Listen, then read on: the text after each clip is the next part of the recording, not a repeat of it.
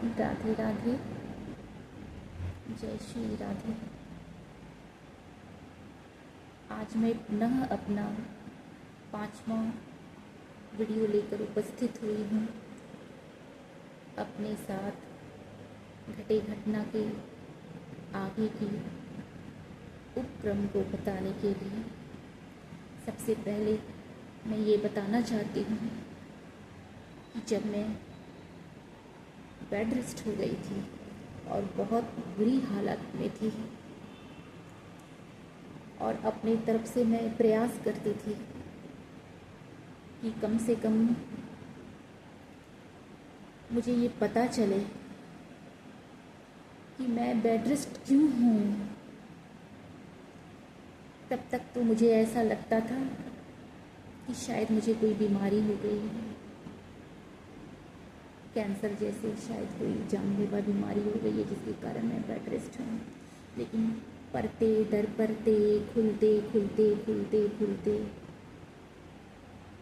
ये पता चली कि वाकई मेरे शरीर में पॉइज़न है। और मैं जब अपने कमरे में पड़ी रहती थी अपनी दैनिक क्रिया करके, तो ठाकुर जी की कृपा से कभी बाथरूम टॉयलेट इस्तेमाल करने के लिए जब वहाँ किसी प्रकार से जाती थी और आते समय कभी अपने कमरे में अलग अलग व्यक्तियों को, कभी मनीष की बीवी को, कभी अनु को, कभी मंजीत की बीवी को, नेहा को, कभी मंकेश की बीवी को, कभी मम्मी को अपने बॉटल के साथ छेड़छाड़ करते हुए देखती।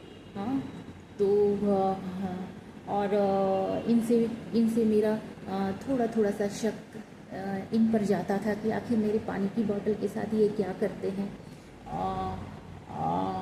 और कई बारी मैंने जैसे सुबह के वक्त मेरी जो पालक माता मुझे चाय देने को आती, तो कभी कभार देखती, कभी कभार नहीं, एक समय एक बार उनको आने में थोड़ी लेट हो गई, तो मैं अपने किसी तरह से उठकर अपने हॉल की तरफ चली गई जहाँ पे चाय वो बनाती थी।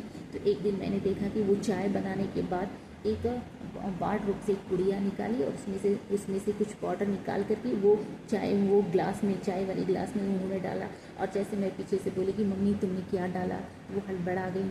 हाँ, लेकिन मुझे समझ में नहीं आया, मैंने चाय पी ली और तबीयत वो जो ख़राब थी तो वो ख़राब ही ज़्यादा होने लगी। और ये सारी चीज़ें जब होने लगी मैंने बहुत अनईज़ी फील करने लगी, ज़्यादा अनईज़ी फील करने लगी। तो एक दिन मैंने मेरी इच्छा हुई कि थोड़ा देखूं कि माता जी पुड़िया से मुझे क्या निकाल करके देती हैं। तो एक दिन वो पुड़िया मैंने वार्डरोब से निकाल करके थोड़ा चेक किया तो वाइट पाउडर थी। और आपको तो पता है कि मैंने ISC किया हुआ था, तो केमिस्ट्री की पढ़ाई हुई थी और मेडिकल एंट्रेंस की भी पढ़ाई करी थी, एंट्रेंस की तैयारी करी थी।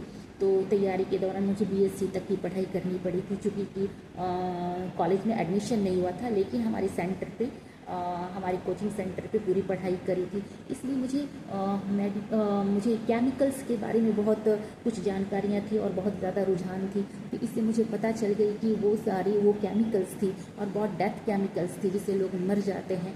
तो ये सारी चीज़ें मुझे एक एक करके चीज़ें खुलने लगी। और फिर एक दिन मैंने देखा कि अनु भाभी मेरे लिए खाना निकाल रही हैं। हाँ, मुझे अक्सर वो कहती कि आपकी तबीयत अच्छी नहीं रहती, मैं आपको खाना निकाल करके देती हूँ। और मैं बड़ा प्रसन्न हो जाती कि मेरी तबीयत बड़ा ज़्यादा ख़राब रहती है, तो कितने ये लोग ख्याल रखते हैं। और इसी कशोपेश में एक दिन वो खाना निकालने को गई और पीछे पीछे मैं भी पहुँच गई और देखा कि अनु भाभी खाना मेरी निकाल रही हैं। और स्लैब के ऊपर एक छोटी सी पुड़िया रखी हुई थी, उस पुड़िया से उन्होंने कुछ निकाल करके वो सब्जी में मेरी मिलाई। तो मैं पीछे से बोल दी, अनु भाभी आप क्या मिला रही हैं मेरे खाने में, सब्जी में। वो हड़बड़ा गई और वो उस दिन उन्होंने मुझे कहा कि रिंकी दीदी इसमें नमक कम पड़ गया, तो मैं थोड़ा सा नमक डाल रही हूँ।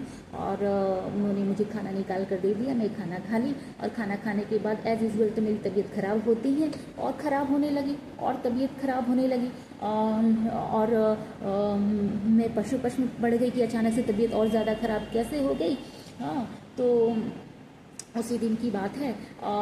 मैं वापस से क्या हुआ कि मन में लगा कि कहीं सब्ज़ी में तो कुछ गड़बड़ शड़बड़ तो नहीं हो गई है, कुछ चीज़ें मसाला वशाला में कुछ दिक्कत तो नहीं आ गई, ज़्यादा मसाला पड़ गया, क्या पड़ गया पता नहीं, मेरी तबीयत ख़राब हो गई है। तो मैं उसी दिन मैं वापस रसोई में गई, और रसोई में जा कर के देखा कि वो जो भाभी ने जो मुझे सब्जी जो निकाल कर दी थी, और पुड़िया से उन्होंने जो कुछ मिलाया था, तो उसको जा कर के मैंने चेक किया। और क्या है कि चेक करने के बाद उस पाउडर को मुझे ऐसा लगा कि वो शायद नमक ही था, मुझे ऐसा लगा। और मैंने, क्योंकि ऑलरेडी उन्होंने बोल कर रखा था कि सब्जी में नमक कम पड़ी है, तो वो सफ़ेद पाउडर था, उसको मैंने निकाला और सब्जी में मैंने डाल दिया, और डाल करके उस सब्जी को ही सारा मिला दिया, और मिला कर किसी को कुछ बोला नहीं, छोड़ दिया कि सब्जी में नमक कम है तो सब्जी में नमक हो गई, ऊपर से मिलाने की आवश्यकता नहीं है। उसके बाद क्या हुआ कि शाम होते होते सबकी तबीयत बिगड़ गई, डॉक्टर आ गया, सबको सलाइन चढ़ने लगा। छोटा सा बच्चा था उनका, शिवेन, हाँ, किसी से गोद ली हुई थी वो, उनका भी अपना बच्चा नहीं था। हाँ, तो सबकी सलाइन चढ़ गई। तो मैंने बोला ये अचानक क्या हो गया भाई, मैं तो ठीक ही ठाक हूँ, मेरी सलाइन नहीं चढ़ी, बाकी सबकी सलाइन चढ़ गई। हाँ, क्योंकि उसमें वो पाउडर मैंने मिला दिया था उसमें ज़्यादा, और मेरी तो तबीयत ऐसे ही ख़राब रहती थी, तो उल्टी फुल्टी हो गई, तो मेरे अंदर से तो जो निकलना था वो निकल गई, वो जैसा था वो एज यूजुअल मैं वैसे ही होगी। लेकिन ये सारे लोग बेड में पड़ गए। और जब मैंने बोला कि ये क्या हो गया, आज तो कमाल हो गया, मैं भी वही खाना खाई लेकिन मैं ठीक ही ठाक हूँ, मैं जैसे तबीयत ख़राब रहता है वैसे ही है, उल्टी हुआ लेकिन वैसे ही है। हाँ, ये सब का क्या हो गया, अचानक सबकी आंखें गोल हो गई कि अरे हम लोग तो सब मर जाते। आपस में बात करने लगे कि ये पाउडर मिला दी। मैंने बोला भाई वो नमक का पाउडर मैंने मिला दिया, उसके बाद से सब्जी मतलब कि सही हो गया, तुम लोग खाए तो तुम लोग बीमार पड़ गए। हाँ, मैं तो बीमार ही रहती हूँ।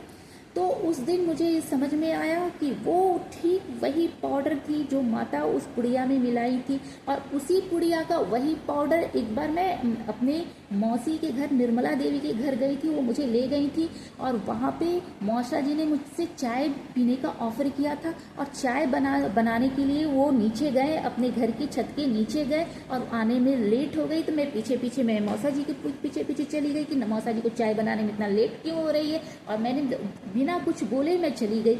और वो चाय बनाने के बाद वो भी एक ऊपर से पुड़िया निकाल करके, पुड़िया से सफ़ेद पाउडर निकाल करके और चाय में मिलाए थे, जिस तरह से मिलाए थे उस समय मैं वहाँ पहुँच गई। और मैंने बोला तो मौसा जी आप क्या मिला रहे हो, वो हड़बड़ा गए, लेकिन मुझे समझ में नहीं आया। मैंने वहाँ भी वो चाय पी ली, और वही चाय पीने के बाद रात भर उल्टी हुई। और हमेशा मौसा जी बोलते भाई मेरे पास स्पिरिचुअल पावर है, लोगों को ठीक कर देते, और मैं पीछे पड़ गई, मेरी तबीयत इतनी ख़राब हो गई, ठीक कर दो। तो लास्ट में वो बोलते हैं कि मैं क्या करूँगा, तबीयत ख़राब हो गई तब। तो वो भी सफ़ेद पाउडर थी। उसके बाद मैं मामा घर, माता जी, जब मेरी तबीयत बहुत ज़्यादा ख़राब रहने लगी, तो माता जी और इनके तीनों एडॉप्टेड चाइल्ड ने मुझे ज़बरदस्ती कहा कि तुम्हारी तबीयत ख़राब रहती है, आप एटमॉस्फेयर चेंज के लिए तिलैया चले जाओ, नवादा तिलैया चले जाओ।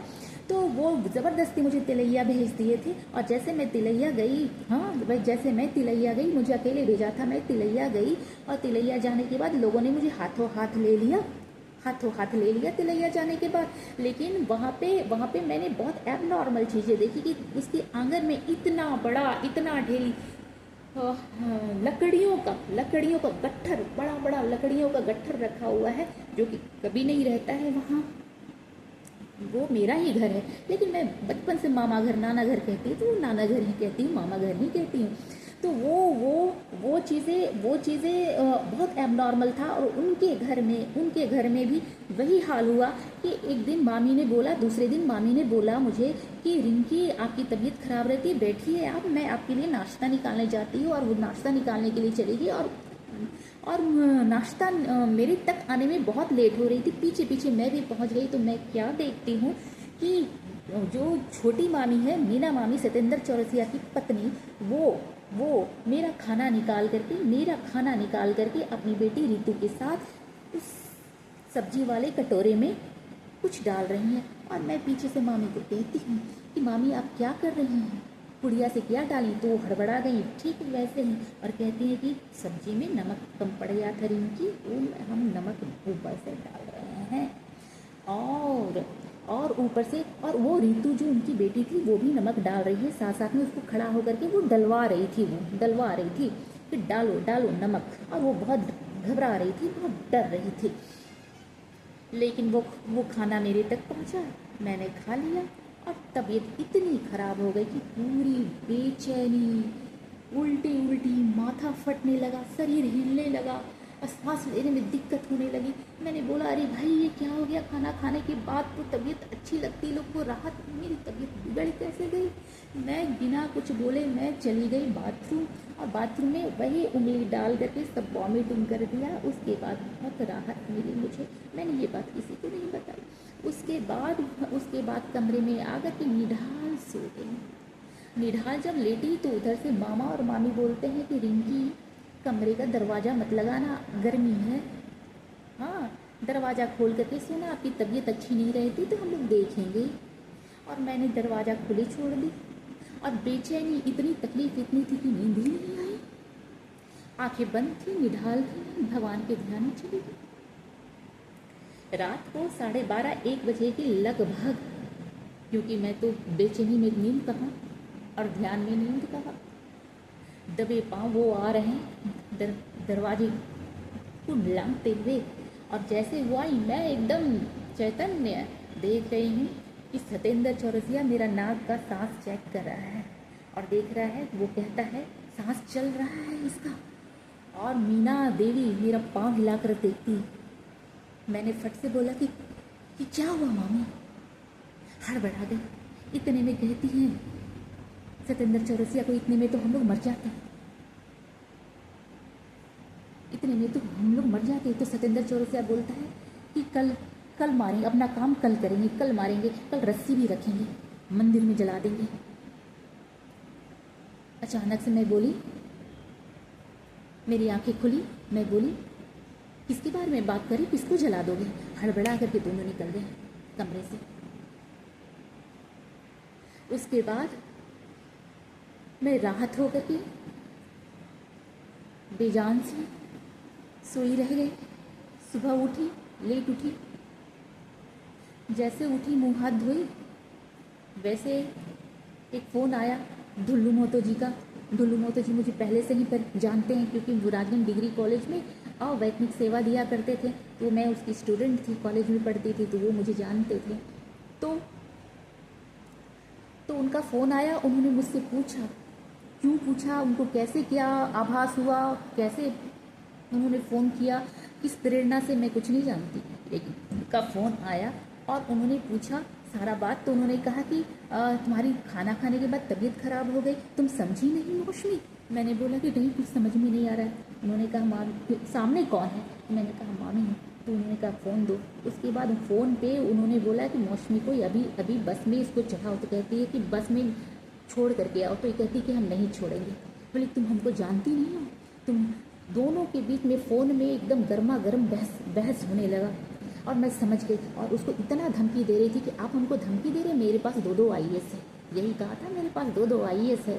हाँ, तब उधर से ढुल्लू मोतो की भी आवाज़ स्पीकर में आ रही थी। वो कह रहे थे कि IAS की कोई हैसियत नहीं है, तुम नहीं जानती, मैं ढुल्लू मोतो, मैं बहुत ख़राब आदमी हूँ, पता करो कौन है ढुल्लू मोतो। मैं विधायक हूँ और तुम्हारे घर में 2 मिनट में पुलिस पार्टी आ जाएगी और तुम्हारे IAS ऑफिसर को मैं ऑफिस घुस करके जूते से मारूंगा। जब वो धमकाए तब जा कर के वो कंट्रोल हुई, और मैं दंग रह गई उसकी बातों की शैली से कि किस तरह से धमकी दे रही है विधायक को। और IAS, उसके पास IAS ऑफिसर है, किस तरह उन पे कितना कॉन्फिडेंस है कि उनका IAS ऑफिसर उनके पास है, उनके हिसाब से चलेगा, दोनों IAS ऑफिसर। उसके बाद डर के मारे दोनों मिल करके मुझे बस में छोड़ा और मैं वहाँ से आई। और जैसे यहाँ से आई और सीढ़ी से मैंने चढ़ा तो मेरी माँ और तीनों बच्चे, उर्मिला देवी और तीनों एडॉप्टेड सन, मुझे देखकर कहता है आ गई, फिर से आ गई, बच गई। तो ये पुड़िया वाला जो पाउडर था वो धीरे धीरे इसका रहस्य खुल गया। और जो अत्यधिक विलिप कि इतना कुछ शरीर के साथ होने के बाद भी मर्डर अटेम्प्ट हो सकता है, ये मुझे नहीं पता था, लेकिन ये भी हो गया। अब इसके बाद ये सारी चीज़ें होने के बाद मुझे ये एहसास होने लगा कि मैं यहाँ पे सेफ नहीं हूँ, खड़ी भी नहीं हो पाती, हालात इतने ख़राब हो गए, पैर ऐसे ऐसे हिलते, और आज भी मैं 10 मिनट से ज़्यादा खड़ी नहीं रह पाती हूँ। मेरे अंदर शरीर में इतना प्रभाव जहर का पड़ गया कि मेरी जो हड्डी है, घुटनों की हड्डी है, ये कमज़ोर हो गई, आई साइट्स कमज़ोर हो गए। हाँ, जितने भी ऑर्गन्स हैं उनकी कैपेसिटी कम हो गई। लेकिन भगवान की दया से मेरी ब्रेन पावर तब भी वैसी थी, आज भी वैसी ही है। हाँ, मेमोरी कभी कभी ऐसा होता है कि मेमोरी कभी कभी चीज़ें भूल जाती हूँ, फिर अचानक से याद आ जाती है, ये चीज़ ज़रूर है। और ईमानदारी से मैं बताऊँ, लेकिन इंटेलिजेंस पावर के तहत आज सारी चीज़ें स्पष्ट देख पाती हूँ, और परमात्मा ठाकुर जी की कृपा और मेरी ध्यान की क्षमता मुझे स्पष्टता देती है, मेरे विज़न को स्पष्टता देती है। इसके लिए मैं भगवान को, ठाकुर जी को बार बार धन्यवाद करूँगी। तो हे प्रभु, आपने इतने कष्टमय समय में मुझे मेरी क्षमता को कभी कम नहीं होने दिया, इसके लिए बहुत बहुत धन्यवाद।